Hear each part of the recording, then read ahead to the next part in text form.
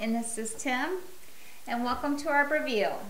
Today we're going to be drinking a beer by Baladin, and it's their Open. And where did you get this from? I picked this up in Rome at Open Baladin Roma, which is their, it's a restaurant and a bar.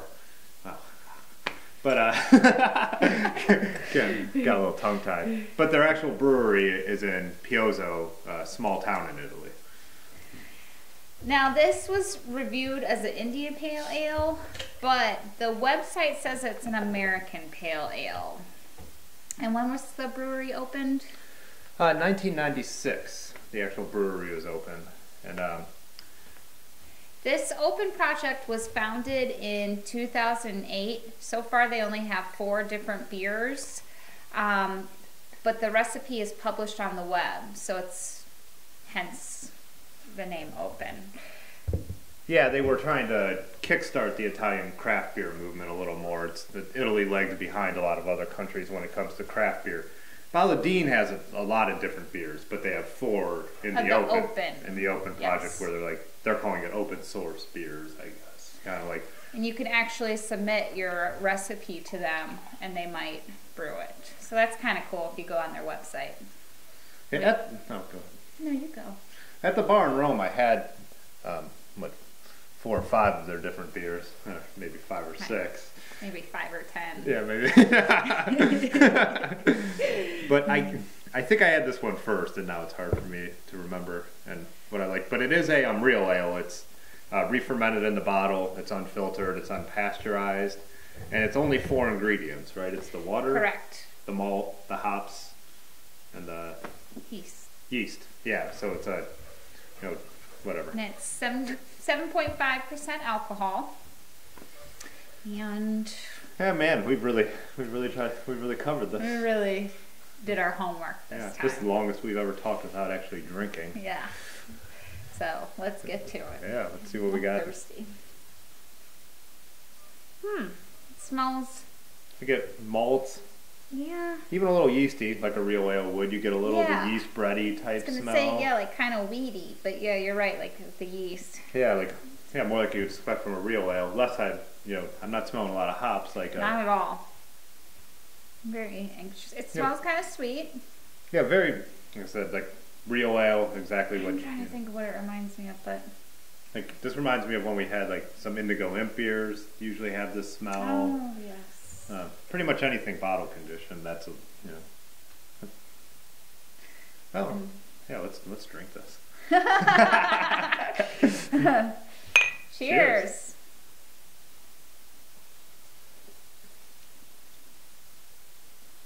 A little bit of hot bitterness there, way more than I smelled. Definitely, yeah. But it's got like a fizzy end to it. The carbonation is really good. It does. It has that. Wow. Wow, it's really bitter at the end. Now that I got a second taste in there. Yeah, but you do get that. It kind of starts with that malt sweetness and just a real, I guess, classic American pale ale balanced beer, but then with the element of the real ale where you do get the yeast flavor, even a little fruitiness from the yeast. Yeah. It's a really good combo. Yeah, just a super balanced from beginning to end, and really good mouthfeel. Like you said, the carbonation is perfect. I think that's what really ends it really well. More and more I'm enjoying these real ales. I really notice the difference when something's bottle conditioned now. You're right. Every time we have one, I really enjoy it. Even we had that cask ale that we last time. Definitely adds a different, unique taste to it, and it's good. Yeah, the unfiltered, unpasteurized. Man, really good mouthfeel. I mean, it's exactly the way a beer like this should be. Real sessionable beer. You could definitely, it's a big bottle, and you could definitely see drinking this one to yourself. You know what I mean? It's it's like a wine bottle. Yeah. But it's not something that would be. It's not overwhelming. It's not a double IPA or an imperial pale ale. No, but it is 7.5% alcohol. Yeah, so I guess it depends on how drunk you want to get. Yeah, just really good all-around flavor. Like I said, I'd like to note that on the website it was described as a beer by the strong, and at the same time gently appealing. I think that really hits the nail on the head. That was a Google translation, by the way, kind of, of an Italian website. But yeah, I think you're right. It really hits it on the head. So what do you rate this? I mean, let me ask your opinion, because you're the pro. You had a lot of these beers while you were over in Rome. And, I mean, was this kind of what they all tasted like? Or did you have just such a variety? I had a pretty good variety. I did have, like, some cask, conditioned beers while I was there. You're so handsome.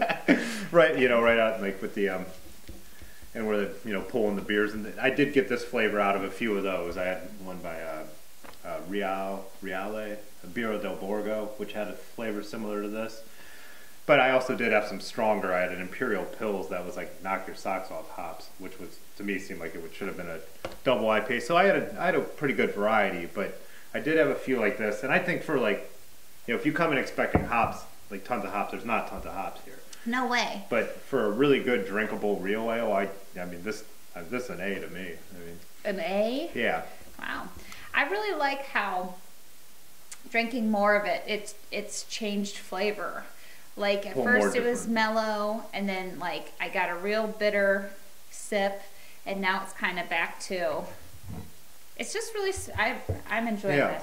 Yeah, I got more bitterness with those first few sips. Now I do get that yeasty, even bready, a tiny little bit of the fruit. Like fruit, yeah. Not as much as like with that we had a white ale over at Fatheads.